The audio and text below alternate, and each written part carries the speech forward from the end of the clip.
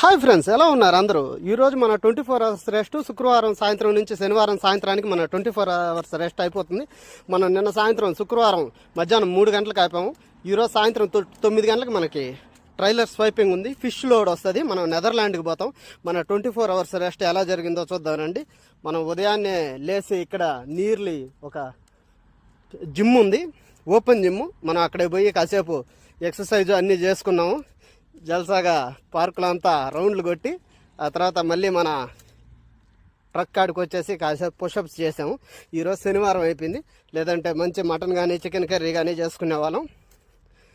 కాసేపు ఎక్సర్సైజ్ చేసిన తర్వాత ఈరోజు సాయంత్రం ట్రైలర్ స్వైపింగ్ ఉంది. నెదర్లాండ్కి పోతున్నాం.